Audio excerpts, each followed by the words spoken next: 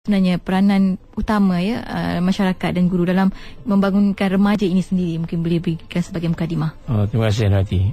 Bila bercakap soal guru ni dan bila bercakap soal remaja ni, dua benda yang tidak dapat kita elakkan. Sebab kalau kita perhatikan dalam kehidupan remaja sehari-hari, khususnya kalau remaja ni mungkin daripada umur dia daripada 13 tahun sampai ke 17-18 tahun, kebanyakan mereka ni berada di sekolah masa mereka. Tak banyak mereka berada di rumah. Masa tu maknanya kalau daripada pagi sampai ke petang di sekolah. Jadi hubungan guru dengan remaja sangat rapat. Sebab tu kalau dalam konteks Islam kita katakan bahawa sebenarnya guru sangat penting, khususnya guru pendidikan Islam lah, dalam membentuk generasi hari ini. Sebab tu kalau guru ni, kalau kita kaitkan dengan suasana realiti yang ada pada hari ini, sebenarnya guru ni peranan sangat besar. Kalau bercakap soal konsep yang kita besar, konsep 5 mim. Ni 5 konsep 5 mim, 5 yang tentang guru. Dulu saya dahulukan sikit apa sebagai guru, sebagai mudaris, pengajar, guru sebagai muallim, orang yang bagi ilmu, guru sebagai mursyid kepada pemimpin, guru sebagai muaddib, orang yang memberi akhlak atau takdib kepada anak murid, dan juga sebagai murabbi, orang yang menjadi murabbi kepada. Jadi kelima-lima elemen ni sebenarnya elemen yang penting sebagai seorang. Jadi kalau kita kaitkan remaja, dia satu benda yang cukup indah kalau hubungan guru ni dengan anak murid sangat rapat. Sebab kalau lagi-lagi kalau asrama ya Noaiti, kalau asrama ni lagilah guru ni bukan lagi setakat guru, tapi kadang-kadang jadi macam mak bapak dia, ibu bapa dia. Jadi hubungan sahabat. Sebab tu peranan guru ni bukan sekadar memberi ilmu, tetapi lebih penting dia membangunkan bagaimana jati diri seorang remaja itu dibangunkan. Sebab tu guru bagi saya hubungannya sangat kuat. Sebab tu kalau kajian yang kita buatkan dengan Kementerian Pelajaran pun dengan BPI, bahawa hubungan guru sekarang lebih kuat daripada keluarga. Ini suatu realiti yang saya rasa kita alami pada hari ini. Ya, betapa pentingnya guru tu ya, paling dekat dengan murid. Kalau kita lihat daripada seawal 6 tahun, kadang-kadang 3 tahun pun dah masuk taskar dan sebagainya, dah bersama dengan guru, lebih banyak daripada ibu bapa sendiri. Dan bila cakap tentang itu juga ya, kita risau sebenarnya dengan anak-anak remaja kita ya, Datuk ya. Jadi, bila Datuk tentang guru amat penting dalam pembangunan diri remaja, khususnya dalam pendidikan formal ataupun sekolah, bagaimana pula di rumah, apa peranan yang dimainkan oleh ibu bapa dan masyarakat masa kini sebenarnya? Ini satu yang isu cukup besar ya. Bila kita sebab kadang-kadang ada orang, saya baca satu artikel yang kata kadang-kadang kita katakan seolah-olahnya pada hari ini guru ni seolah-olahnya, bukan betul lah, seolah-olahnya lah telah mengambil alih peranan ibu bapa. Sebab tu bagaimana kita nak menguatkan guru ni satu perkara yang perlu kita beri perhatian. Tetapi kena ingat bahawa guru ni hanya di sekolah. Bagi ibu bapa sebenarnya di rumah mereka sangat penting dalam mereka membantu anak-anak. Sebab tu hubungan antara ibu bapa dan anak-anak ni perlu ditengok. Realitinya ni kalau tengok, saya tahu mungkin kawasan jauh bandar ke dalam bandar ke, tapi kalau saya ingat lebih kritikal kawasan bandar, di mana kawasan ni orang bekerja ikut shift sebagainya. Kadang-kadang kalau tengok ada semalam petang saya balik nak pergi balik surau. Balik lepas surau ni, nanti dah pukul 7 lebih, 7.30. Saya tengok ada lagi anak duduk depan sekolah lagi tunggu ayah tak ambil. Jadi maknanya kalau pukul 7, pukul 8 masih lagi depan sekolah, saya kata bila masa pula nak jumpa keluarga, malam pula ada tuition pula. Ini berlaku, saya nampak ni. Ada kes agak kadang saya makan malam, kita makan malam kadang dulu dengan anak minum makan malam. Tengok kadang budak ni kadang pukul 9, pukul 10 ni pakai baju sekolah lagi. Masih lagi dengan uniform. Dia kata masa sekolah. Sebab ini kan satu persoalan yang perlu kita perhatikan. Sebab tu saya rasa ibu bapa sekarang ni saya rasa perlu perhatian. Sebab kalau kita tengok realiti ni, ibu bapa sekarang ni kadang-kadang, bukan semualah, saya kata tak semua, tapi kalau yang ialah kita sedang yang mandu kereta, yang kat rumah sekarang, cuba fikirkan, cuba kita terung-terungkan. Kalau kita perhatikan dalam kehidupan kita sehari, berapa banyak masa kita luangkan untuk kita lepas malam ke petang ke sebagainya, kita mengajar anak baca Quran. Berapa ramai keluarga kita yang mengajar anak baca Quran sendiri? Berapa ramai anak kita, keluarga kita yang semak bacaan sembahyang dia? Ini suatu yang sangat perlu satu kesungguhan dari ibu bapa. Sebab nanti kalau kita perhatikan dalam suasana ni, sebenarnya beza kalau ayah mengajar Quran sendiri dengan mak ajar Quran dengan bagi kat orang. Memang beza. Sebab macam mana anak ni kalau dia anak-anak ni ada yang degil, ada yang malas sebagainya, tapi kalau dia yang mengajar Al-Quran tu ibu dan bapanya, insya-Allah dia tanam tu dihormat lebih. Sebab apa? Sebab ibu ayah sendiri yang mengajar Quran tu. Sama juga solat. Jadi keperluan kepada keluarga sini ialah bagaimana ibu bapa ni kalau dalam kesibukan macam mana pun dia perlu membimbing soal pertuan. Sebab tu bagi saya, pada pandangan saya lah, kita dapati bahawa isu fardu ain ni isu yang perlu diselesaikan oleh ibu bapa. Bukan sekadar guru di sekolah bagilah pengajaran 40 minit, sejam lebih kalau seminggu tu berapa jam, tapi sebenarnya dia hanya memberikan maklumat. Sepatutnya di rumah keluarga yang menguatkan, keluarga yang ambil katakan bacaan Al-Quran dia, ambil masa maghrib sekejap dan setengah jam untuk anak-anak ni kuat Al-Quran. Kalau anak-anak kita kuat Al-Quran, insya-Allah, kalau anak ni boleh baca Quran, boleh memahami Al-Quran, sayang kepada Al-Quran, insya-Allah masalah gejala sosial sebagainya mudah dapat kali. Sebab tu hubungan keluarga sangat penting. Sebab tu dalam konteks ni bagi saya ibu bapa yang mungkin sedang mandu sebagainya ataupun yang di rumah, cuba kita muhasabah sama-sama. Untuk saya juga muhasabah setakat manakah kita ni telah mendidik anak kita benda-benda basic tentang agama. Khususnya agama ni saya kata tentang bacaan Quran, tentang sembahyang, supaya inilah yang katakan menaukkan hubungan silaturahim, hubungan antara anak dengan ibu, ayah dengan anak, supaya didikan ini dia kata, kita katakan didikan ini dia melekat ataupun tertanam dalam dirinya, sebab yang mengajar agama ialah ayah sendiri. Betul, kalau tengok ulama-ulama terus tengok Imam Syafi'i, Imam Al-Qasimi sebagainya, yang mengajar anak ayah mereka.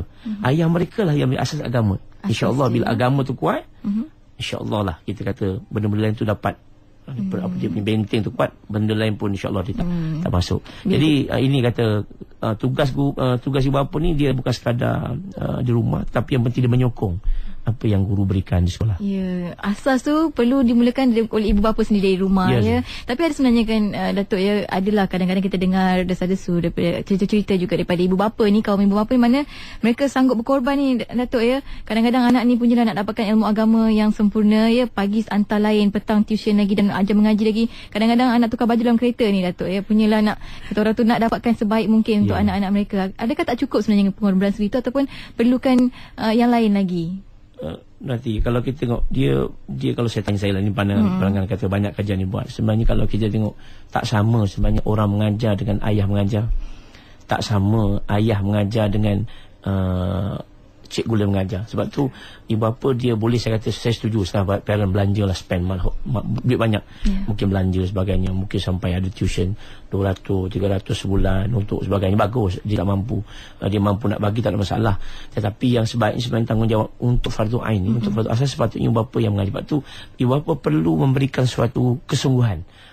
Bila ayah mengajar Quran, dia memang dia menilai tu berbeza dengan anak. Sebab tu boleh saya kata dihantar pada orang lain, tetapi mestilah selepas itu ibu dan ayah sama-sama baca Quran. Kadang-kadang alasan nanti ada alasan, saya Ustaz, saya ni bukan tak nak ngajar, tapi saya tak pandai. Saya ni sebenarnya tak pandai ngaji, jadi saya tak pandai ngajar anak ngaji. Saya tanya dia, kenapa awak tak belajar ngaji? Saya dah tua. Dalam Islam ni tak ada tua muda kan. Betul. Jadi sepatutnya kalau dia tak pandai, dia kena bacalah Quran, belajar Quran. Tak apa kalau dia boleh bayar anaknya mungkin 300 bayar sebulan. Kalau bapaknya bayar mungkin 1000 pun tak apa. Betul. Sebab nilai 1000 yang baca Quran sebenarnya tak ada apa bagi saya. Sebab sikit je. Sebab kalau kita mengenai kemampuan kita untuk mengajar Al-Quran, mengajar sembahyang, mengajar benda-benda asas akhlak sebagainya, itu saya rasa yang penting. Sebab tu kalau saya ada peranan guru ni di sekolah, bagi saya guru ni dah bagi semampu mereka pada mereka di sekolah. Yelah kalau tengok di sekolah nanti, kalau pelajar ni bukan sikit, satu kelas ada yang 20 orang, 30 orang, 40 orang. Ini nak cater lah masa mungkin 40 minit.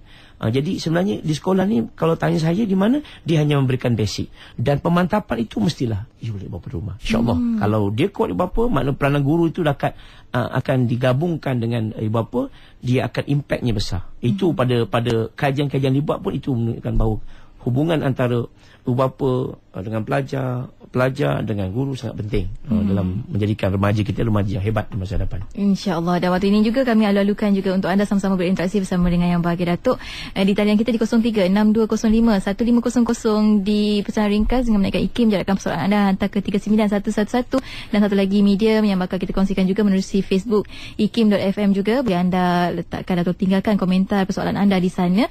Dan suka untuk saya kongsikan satu persoalan ni Datuk, ya, daripada Samiha. Dia kata ni mungkin sebagai rungutan daripada SMS kita, ya. Kata anak kita ni kadang-kadang bila dengan orang lain mudah diajar, dengan kita agak manja, sukar untuk dididik dan diajar. Bagaimana tu Datuk? Terima kasih. Ini sama daripada Puan Samiha. Ini memanglah satu cabaran bila tanya orang ni. Biasanya ada juga, ada tapi tak ramai lah saya jumpa. Ada juga ustaz kita Dia kata saya ngajar orang pandai, tapi ngajar anak tak pandai.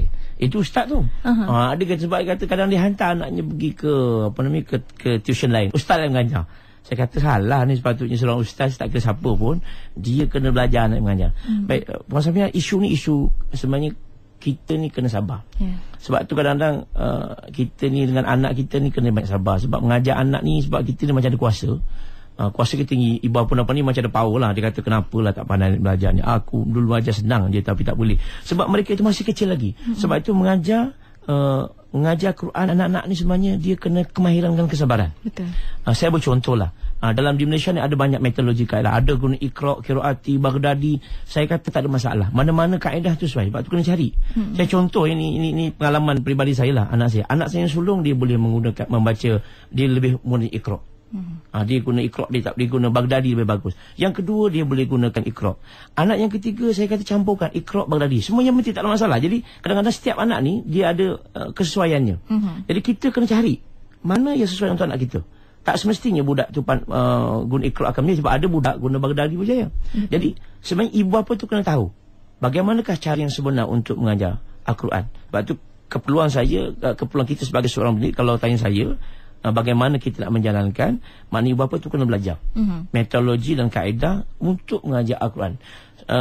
Contoh macam kalau kita bagi spend masa lah. Saya tahu kita semua sibuk dengan tanggungjawab, tapi kena ingat bahawa tanggungjawab kita dengan anak-anak ni pun lebih besar juga. Betul. Ini yang kata kadang-kadang kita sibuk cari kerja sebagainya, lupa dengan anak-anak yang kecil-kecil ni, yang khususnya kata tadika ni, start daripada kecil ni sampailah kata 5 ni, ini masa yang mereka kena beri tumpuan. Dan inilah asas mereka untuk mereka mendapat kekuatan Islam. Kalau dah sekolah menengah ni, kalau tak belajar Quran, letih royalty. Nak belajar, dia kena mula berkecil. So daripada umur kecil tu dia dah belajar Quran, dia akan mudah. InsyaAllah bila Quran ni mudah, dia akan mudah segalanya. Ni cerita kawan saya kat kampung ni, masa saya kecil tu. Ada kawan saya ni memanglah dia lemah mengajar Quran. Dia memang lemah lah. Lemah sangat. Kalau kata mengaji tu lembik sangat. Orang kata dah sampai juz 1 dia barulah muka 1. Tetapi dia nak belajar ni. Keinginan tu ada. Nak belajar Quran. Alhamdulillah sekarang daripada dia dapat periksa zaman tu dapat 3B, sekarang ni jadi cikgu dah. Maknanya Quran ni sebenarnya mukjizat Allah berikan kepada kita. Bila orang boleh baca Quran, dia akan 3 pemikiran kita. Sebab tu anak-anak kita kalau dia kuat Quran, InsyaAllah dia akan kuat segala-galanya. Sebab tu tanggungjawab kita, macam mana pun, kalau macam Puan saya sebut tadi, kita cari jalan. Carilah belajar dengan pakar-pakar. Kita belajarlah dengan siapa-siapa pun bagaimanakah cara untuk kita tackle anak kita mengajar Quran. Macam mana kita metod yang sebenar untuk ujian. Tapi yang penting sabar. Sebab sabar tu kadang-kadang tengok anak ni tak sabar, kita tak boleh baca lagi. Mula kita berangat suara. Kita yang tak sabar, bukan anak ya. Budak tu sabar lagi nak belajar, kita tak sabar pula. Jadi kadang kesabaran tu, bagi saya cabaran utama untuk mengajar anak Quran sendiri sebenarnya ialah kesabaran diri. Anak orang kita belajar, tetapi mengajar Quran anak si kadang-kadang kita tak mampu nak buat. Jadi saya rasa sebagai ibu bapa yang bertanggungjawab, yang saya kata yang nak amal jariah, yang bila-bila pun maka tanggungjawab kita lah, usahalah bagi ibu-ibu yang masih muda ni kan, masih lagi mungkin anak kecil, ada peluang yang tak besar, carilah kalau kita tak boleh baca Quran, belajar baca Quran. Carilah tuition. Tak apa, kita tuition pun tak apa, anak tuition kita pun tuition. Jadi sama-sama nilai Quran tu, akhirnya itulah bagi saya kata Quran lah sebenarnya akan bentuk generasi kita. Lepas tu dalam konsep pendidikan yang utama ketika sebenarnya kalau nak Islam ni, dia mula dengan Quran dulu. InsyaAllah bila Quran tu boleh, InsyaAllah anak tu akan menjadi pada masa depan. Wallahualam. InsyaAllah. Itu dia kata orang kalau dulu-dulu belajar ya Datuk ya, seingat saya ada kisah juga dulu kalau nak belajar Al-Quran ni macam pandai bersilat dah jadinya. Tepis rotan ni. Maknanya betapalah orang dahulu sangat membudayakan ilmu itu ya, sampai sanggup ke tahap itu. Ibu bapa sendiri buat lakukan. Jadi taklah terasa sangat ya, kalau orang lain buat mungkin kita akan marah. Jadi waktu ini juga kita nak tahu sebenarnya Datuk ya, sebenarnya macam mana antara guru, masyarakat, macam mana nak boleh bekerjasama kita nak bangunkan generasi Muslim ni sebenarnya, remaja kita. Baik, kalau kita tengok hari ni sebenarnya masyarakat dengan guru ni dia tak boleh dipisahkan. Sebab bagi saya masyarakat adalah stakeholder kepada sekolah, guru pula orang yang melaksanakan. Jadi kerjasama di antara guru dan sekolah ni sangat penting. Sebab tu saya sangat menekankan kalau tanya macam mana supaya masyarakat boleh buat sumbangan kepada sekolah. Contohnya melalui PABG itu paling simple lah. Tapi sebenarnya PABG ni kalau dalam sekolah-sekolah kita kadang-kadang kurang berfungsi. Bukan tak berfungsi, kurang berfungsi. Kalau mesyuarat agung tu yang datang orang tu jugalah. Kalau yang datang kita parent ada 1,000, yang datang adalah 40 orang. Jadi sumbangan tidak maksimum. Sebab itulah masyarakat ni dia perlukan suatu smart partnership. Makna perkongsian pintar di antara sekolah dan juga masyarakat. Masyarakat ni banyak. Seperti contohnya ketua kampung, jawatan kuasa kemajuan kampung, masjid, surau, dan mungkin juga syarikat-syarikat yang sekitar sekolah. So bagaimanakah sekolah ni boleh mendapat bantuan daripada masyarakat dan akhirnya mereka sama-sama untuk membangun sekolah. Saya beri contoh paling mudah. Tapi sekolah contohnya macam solat sekarang ni nak periksa. Ni yang balapun lepas yang PMR. Lepas dah. Depan ni ada lagi SPM, STPM. Ada setengah sekolah yang dia ada hubungan baik dengan masyarakat, mereka membuat solat solat hajat ni di masjid, ramai-ramai masyarakat. Ada juga sekolah dia buat kat sekolah. Jadi kadang-kadang kenapa masjid ada tak sekolah? Jadi ini permulaan paling mudah lah. So masyarakat itu kena bersama-sama dalam membangun sekolah. Lepas tu kalau tengok dalam masyarakat setengah tempat ni, kita tempat ada masyarakat yang macam kita katakan memberi bantuan. Nak apa bantuan, nak duit, dia bagi duit.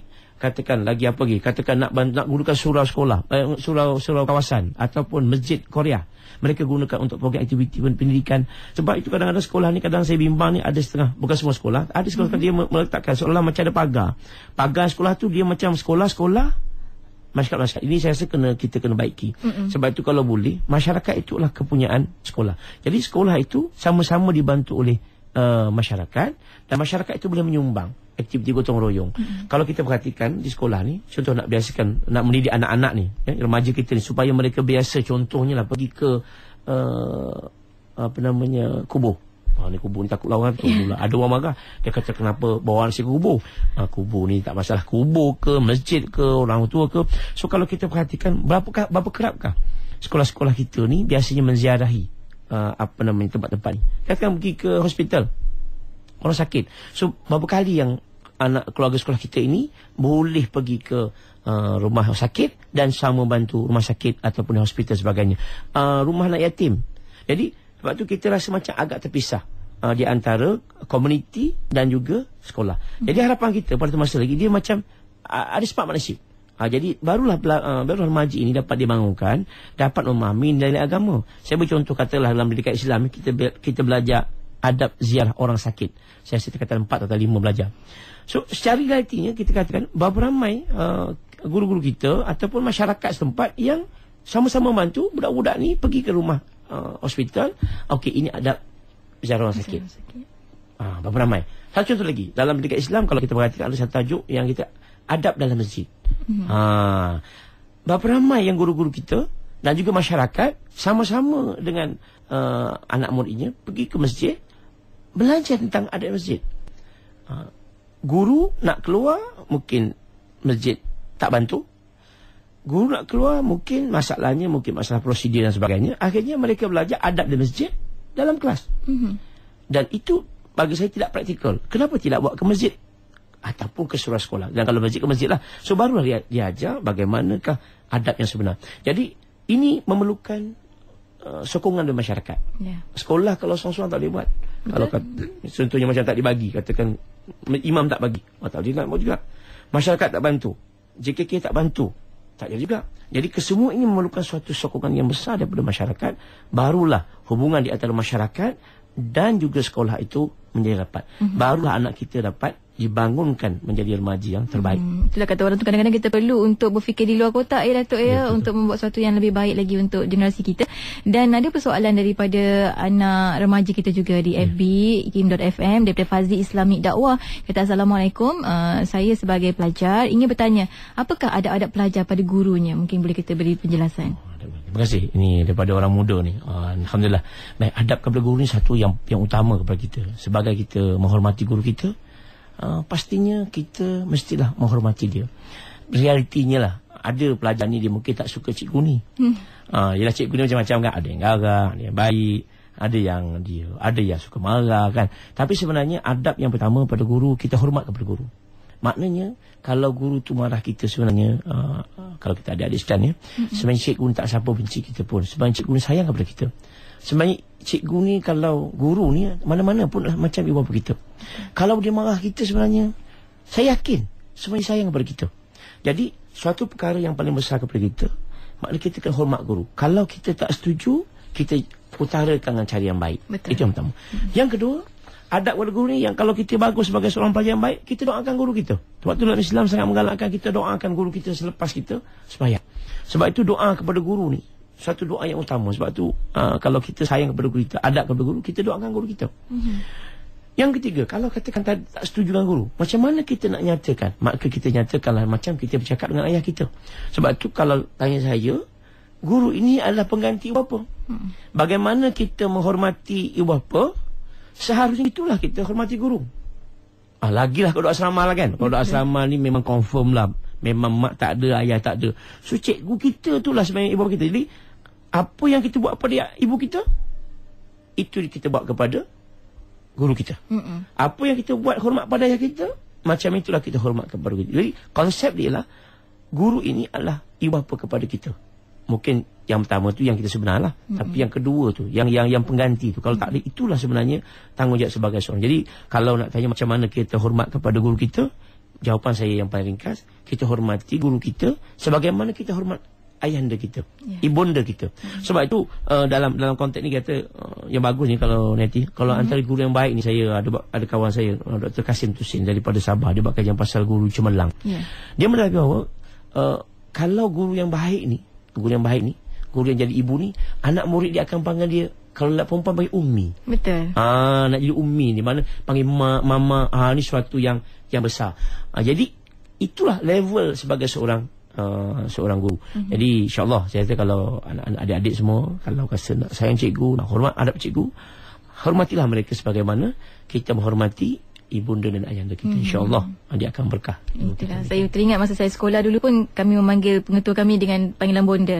Ya, Alhamdulillah. Dan mungkin apa yang telah diberikan oleh Datuk sebentar tadi menjawab juga persoalan daripada adik kita, daripada Nurul Kamilah. Kata kenapa sekarang guru tak ajar kami, bila kami tanya soalan guru tu tiba-tiba marah kami. Ya, mungkin boleh tadi tu menjawab pada apa yang luahan hati adik remaja kita ini. Dan bila cakap tentang itu juga, ya, sebenarnya apa bentuk hubungan yang perlu wujud sebenarnya, Datuk, ya, antara guru, ibu bapa, guru dan juga masyarakat sekolah, khususnya dalam mendidik generasi remaja kita ni, Datuk. Baik, hubungan antara ibu bapa dan guru ni, dia kena hubungan yang sangat rapat. Saya nanti saya ni cara tradisi sikit lah. Saya biasa kalau pergi sekolah, saya bagi tahu kat anak saya, kat guru anak saya di sekolah saya bagi tahu macam, cikgu, ini anak saya, cikgu, saya serahkan anak saya kepada cikgu, didiklah anak saya sebagaimana cikgu didik anak cikgu sendiri. Itu saya punya cara lah. Dan di mana pun saya begitu. Sebab saya rasa saya akan serahkan. Serahkan maksudnya saya minta guru tu menganggap anak kita ni anak dia sendiri. Sebab bila dia anggap sebagai anak, dia akan rapat. So dia akan jaga dia dengan sebaik mungkin. Kalau saya pun dapat amanah gitu, saya akan buat. Sebab orang yang bagi amanah kat saya, takkan saya nak main-mainkan. Jadi hubungan antara guru dan juga keluarga mesti dalam keadaan yang sangat intim, sangat rapat. Ada masalah, kena bagi tahu. Kalau rasa tak puas hati dengan anak kita, kena bagi tahu macam mana caranya. Sebab itu hubungan guru dengan keluarga ni mestilah macam guru adik-beradik, masih rapat. Dan juga kadang kita nak dengan sekolah, makna parent ni atau keluarga ni dengan guru ni tidak boleh bermusuhan. Sebab tu kadang saya sedih juga dengan setengah orang ni, dia suka komplain kalau surat khabar. Saya sedih, kata komplain lah anak saya cikgu ajar tak betul lah, kena sikit pun macam-macam keluar. Akhirnya kebanyakan berita yang keluar tu kebanyakannya tak betul lah. Sebab sensitif sikit, kena marah sikit dah report. Sebenarnya kalau cikgu tu sayang, saya sayang. Jadi sebenarnya kalau kita nak fikirkan, sebenarnya guru ni sebenarnya telah mendidik anak kita. Guru ni telah mengambil tanggungjawab kita. Jadi seharusnya keluarga ni dia kena support, kena bagi bantuan, kena memberikan sebanyak mungkin bantuan kepada ibu bapa, kepada guru sekolah, bagaimana nak dapat yang terbaik anak kita. Jadi kalau ada masalah, cikgu ni bukannya malaikat, kadang dia buat salah juga, dia pun manusia juga. Kita ni nanti anak seorang pun tak jaga kan, kadang-kadang ngabut, anak 2 orang tak jaga, anak 3 orang kadang-kadang ngabut. Ini cikgu ni anak dia berat, beratus-ratus kat luar tu kan. Jadi dia ingat kat mana. Jadi kadang-kadang kita secara cikgu ni tak buat kerja ni. Jadi di situ saya dalam konteks ni dia tak boleh konflik dengan keluarga, dengan guru ni tak boleh bertentang. Dia mesti saling komunikasi. Bila komunikasi, barulah dia akan menjadi suatu hubungan yang baik. Dan anak kita akan dihormati. Anak kita akan hormat kepada guru dan juga keluarga, sebab mereka tahu yang menyayangi mereka ni 2 orang. Jadi seharusnya ibu bapa dan guru ni mestilah rapat. Sama juga macam masyarakat. Sebab tu saya amat seronok tengok kalau boleh kita cuba bawa kita budak-budak kita ke surau, ke masjid, belajar sekolah kan. So masyarakat pun tengok, oh realiti ni begini. Sebab tu masyarakat pun kena sama membentuk. Contohnya kadang-kadang kita lah, kadang-kadang kalau pergi surau ni bukan kadang tak bagi, nanti kadang dia punya Pak Syed ni marah, dia kata budak-budak ni ya Allah apalah buat sampah ni kan. Apalah bising kat masjid ni kan. Tapi sebenarnya mungkin masyarakat pun tak sama bantu disahkan bersekolah. So seharusnya pada masa itu jawatankuasa masjid juga didik sama-sama. Jadi budak ni, ya kalau budak kecil katalah jah 2, jah 3 ni, kalau pergi masjid mana nak diam kan, dia mesti lari sana ni. Jadi pada masa itulah masjid dan juga jawatankuasanya dan juga semua ahli kampung, kalau boleh masyarakat kampung tu sama-sama okey macam mana nak didik anak-anak ni supaya adab di masjid. Jadi insya-Allah. So itu kata smart partnership yang paling mudah kita lakukan, hubungan di antara guru dan juga masyarakat. Jadi hubungan tu kena dibina lah, kena dirangkai, kena ada selalu komunikasi, perbincangan, datang berjumpa dan insya-Allah dia akan melaksanakan sebenarnya. Itu saya rasa itu hubungan yang perlu kuat, perlu ada di antara mereka. Itulah kata orang tu, bila sampai masjid anak-anak ni biasa tempat rumah kecil je, tiba-tiba sampai masjid luas pula, lebar luas dan lapang, suka lapang pula tu nanti ada soft jadi track untuk dia. Ada track tu, dia lari, dia nampak masjid ni ini kat rumah sempit, kata rumah dia rumah kecil kan, tak jumpa, lari kadang-kadang. Ialah budak-budak kan. Jadi semuanya bagi saya bagaimanakah masyarakat ni, itu saya rasa penting. Jangan salahkan guru ni tak mampu kat rumah. Jadi sebab tu saya kata nanti kalau nak bawa ni sebenarnya saya cadangkanlah bagi ibu-ibu dan ayah ni. Sebab mereka mungkin tak nak pergi masjid, sebab mak dan ayah dia tak nak pergi masjid. Jadi macam mana nak tahu adab masjid? Sebenarnya itu yang kata peranan ibu dan ayah ataupun ayah hendanya, ayah tu bawa anak-anak ke masjid, sama-sama berjemaah di surau, sama di masjid. Baru dia tahu, oh kat masjid tak boleh bising rupanya, kena duduk diam. Tapi tiba-tiba ayah tak nak bawa, tiba-tiba jumpa kawan tak ada, itu jadi kawan yang bawa. Jadi punca dia sebenarnya, kenapa ayah ni tak nak bawa pergi surau, kenapa ayah tak nak masjid. Jadi adab tu sebenarnya bermulanya oleh keluarga, dan sekolah ni bantu. Tapi kadang-kadang budak-budak ni bila ayah tak pernah ajak, dia pun cikgu, ayah tak ada, mak tak ada, cikgu tak ada, dia pun rasa. Sebab tu dia tak merasa tanggungjawab bawa. Masyarakat pula buat tak kisah, anak siapa tu lantak lah, yang penting aku boleh sembahyang. Itu yang kesilapan. Jadi saya rasa masyarakat juga kena sama-sama mendidik anak-anak muda ni supaya mereka itu suka kepada masjid, akhir cinta masjid, dan jadikan masjid tempat mereka belajar. Wallahualam. Itu dia. Dan seperti mana yang Anwar Siddiq nyatakan di FB IKIM FM waktu ni, apa yang penting kerjasama, betul tak Datuk? Dan waktu ni kita nak raikan juga di FB kita daripada anak Tafunisa. Dia kata, Assalamualaikum Datuk. Dia kata nak mohon sedikit penjelasan daripada Datuk, bagaimana kita nak menangani sikap ibu bapa yang hanya menganggap sekolah sahaja tempat untuk anak-anak memperoleh ilmu agama, walhal di rumah ibu dan bapa tak sembahyang, tidak berjemaah, masing-masing sembahyang sendiri, anak-anak terbiar untuk melakukan aktiviti masing-masing tanpa ada pantauan dari ibu bapa. Mungkin boleh sedikit penjelasan daripada Datuk. Isu ni sebenarnya isu yang memang berlaku hakikatnya. Maknanya dia memang serahlah bulat-bulat membesarkan anak tu kepada sekolah. Ini satu bagi saya lah satu kesilapan yang perlu kita perbaiki lah. Sebenarnya tanggungjawab ibu bapa itu, mereka lah sama-sama dengan sekolah untuk mengajar cara yang sebenar. Jadi mungkin ni program-program begini yang sepenting ni, nanti kita sedar, sebab kita kena buat kempen kesedaran. Kalau tak buat kempen kesedaran, saya ingat insyaAllah yang dengan Radio Hakim ni insyaAllah semuanya buat benda yang baik, saya yakin. Dan saya nak sampaikan kepada kawan lain, sebab tanggungjawab ni di anak-anak ni, kita kena buat kempen kesedaran. Maknanya bukan sekadar sekolah, tapi yang lebih penting ialah bagaimana ibu bapa itu memberikan sumbangan kepada sekolah untuk mendidik anak mereka. Sebab tu saya sebut awal tadi, mendidik ilmu agama ni asas dia ialah ibu dan bapa. Sebab tu semasa kecil itu dia tak boleh mengajar Quran, dia tak boleh masa dah umur 7 tahun. Dia kena lebih kecil lagi. Kalau boleh dalam kandungan lagi dah mula baca Quran dah satu. Kemudian bila kecil dah biasakan dengan Quran. Bila umur 3 tahun baca Quran, bila masuk tadika Quran, dia akan mudah. Yang payahnya bila dia mula Quran tu bila umur 4 tahun. Kadang-kadang ni nanti kadang-kadang, alah anak saya kecil lagi ni, biarlah dulu, nanti dah umur 10 tahun bacalah Quran. Itu kesilapan lebih besar. Dia kena mula dari kecil. Sebab tu kempen kesedaran secara bersungguh-sungguh seperti yang dibuat ni, kita supaya parent ni kena sama-sama lah didik anak. Sebab tu kesedaran kena diberikan. Maknanya kalau guru di sekolah mungkin program bersama ke, mungkin buat pamphlet ke, mungkin sebagainya, macam iklan TV ke, radio sebagainya, program begini supaya menyadarkan bahawa tanggungjawab untuk mendidik anak ni bukan sekadar sekolah, tetapi mestilah bermula daripada ibu dan bapa, dan insya-Allah sekolah bantu, parent, keluarga kuatkan lagi, dan akhirnya dia akan timbullah satu keadaan yang baik di mana anak-anak ni mendapat ilmu yang mencukupi daripada ibu dan juga bapa. Sebab tu isu tadi mestilah isu yang kita bangkit bersama. Maksudnya memang tak boleh, kesedaran ni kena diberikan kepada bapa. Maknanya kalau sekarang ni, kalau kita yang dengar, anak kita yang dengar radio ni, mula-mula yang dengar radio ni, buat dulu. Maknanya kalau kita dengar ni balik ni, kita dah mula azam kita cuba perbaiki diri kita. Maknanya lepas ni kita berazam, kita berusaha, selepas ini anak-anak saya akan ajar Al-Quran. Macam mana pun saya akan ajar, ambil ruang masa sedikit lah lepas maghrib tu, sekejap lah. Bukan daripada pukul 7.30 balik lepas masjid tu, ambil sampai isyak, jumpalah anak-anak. Kalau tak boleh Sabtu dan Ahad, ambillah masa sedikit, ruangkan masa untuk dia anak-anak. Kerana itulah penting kepada kita.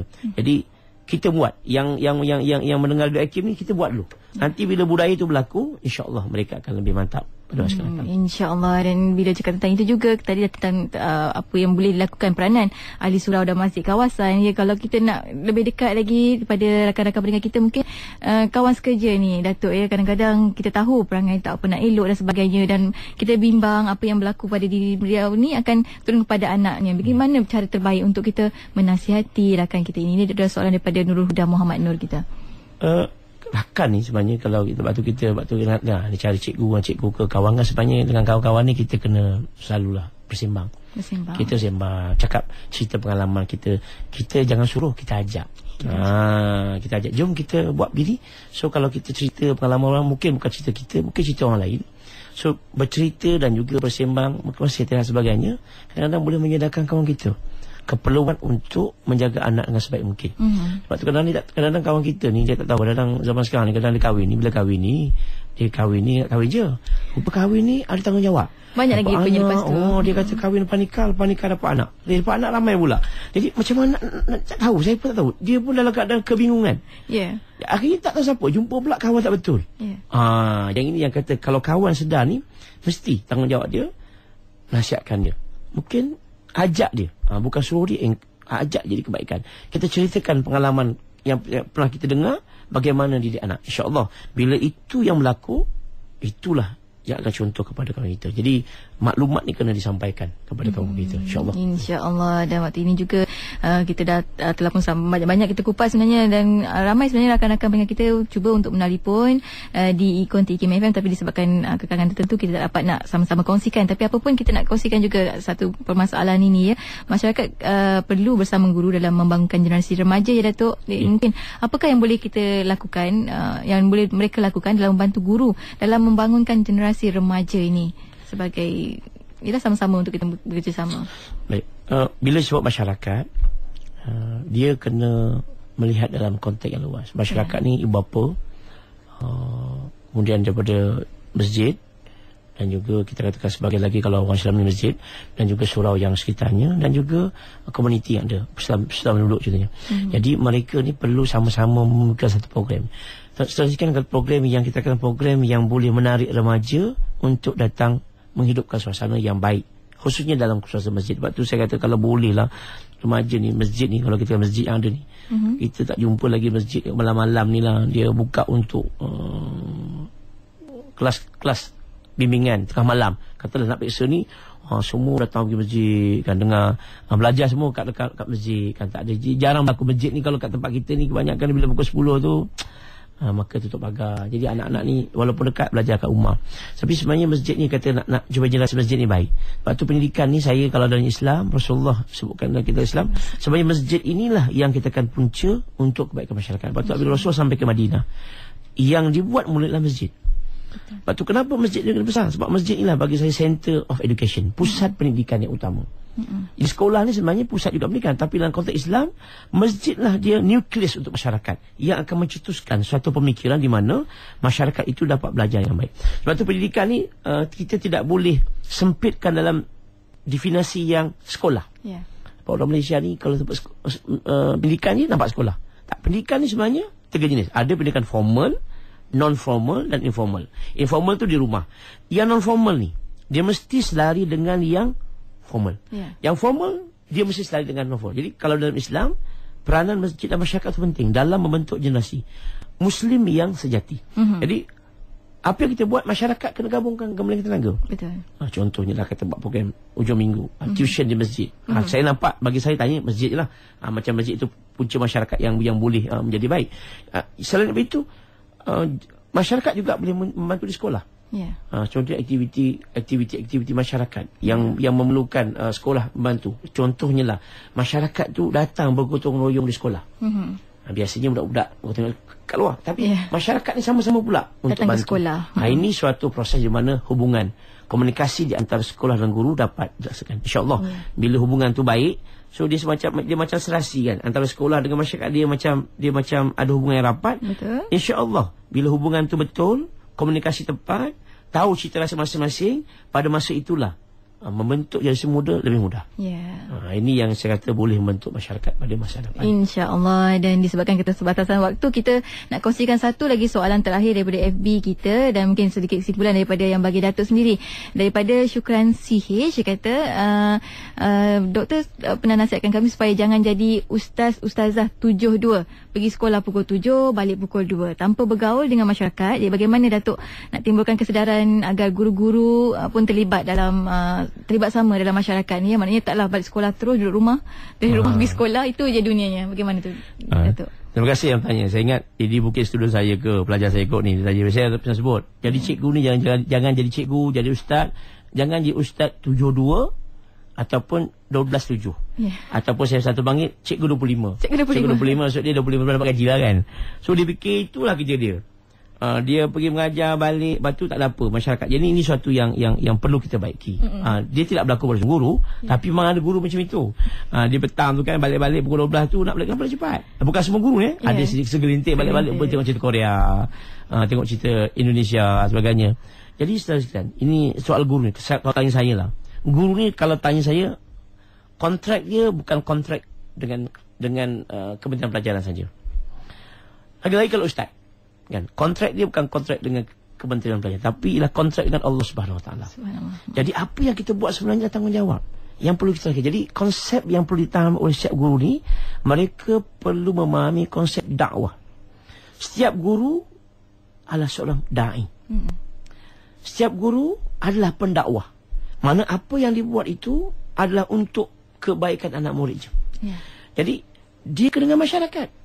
Contohnya lah, kalau bagi contoh paling mudah lah, kalau kita nak buat makna sekurang-kurangnya, kita kenalah libat dengan masyarakat. Kita kenalah, kalau yang boleh, kalau ustaz-ustaz ni pergilah mengajar di surau. Kalau yang perempuan tu mungkinlah bantu makcik-makcik kat kampung tu sebagainya, mungkin di bandar ke sebagainya, mereka untuk menentukan fardu ain. Datang sama-sama di surau. Iaitu itulah proses dakwah dalam masyarakat. Sebab dakwah ni saya rasa tidak terikat kepada dakwah kepada pelajar saja, tapi dakwah kepada masyarakat. Jadi jadi guru, kalau tanya saya, mestilah bermula hidup cikgu sebanyak 24 jam. Cikgu ni hidup 24 jam. Sebab tu kalau kita tengah malam ke pagi ke, jangan panggil cikgu. Kalau mati pun kita panggil cikgu. Jadi itulah sebenarnya tanggungjawab cikgu ni sebenarnya perlu kita laksanakan sebaiknya. Dan insya-Allah yakinlah bahawa tugas cikgu sebenarnya bukan sekadar waktu sekolah, tetapi cikgu ni lah yang perlu laksanakan sampailah bila-bila. Maknanya yang penting setiap guru kena memahami konsep dakwah dalam masyarakat. InsyaAllah bila da'i, dia akan melaksanakan tugas dengan sebaiknya. InsyaAllah. Dan daripada Muhammad Alif Muhammad, saya rasa ini sebagai kesimpulan juga bahawa ibu bapa adalah guru di rumah, guru adalah ibu bapa di sekolah. Maka guru adalah satu kerjaya ibadah yang amat mulia kerana menyampaikan ilmu kepada orang lain. Jadi hendaklah tanamkan niat dan lakukan prinsip mendidik kepada anak didik, bukan hanya mengajar mengikut silibus, kerana dengan mendidik mengikut landasan Islam dapat membuka pintu hati penerima pelajaran itu sendiri. Terima kasih.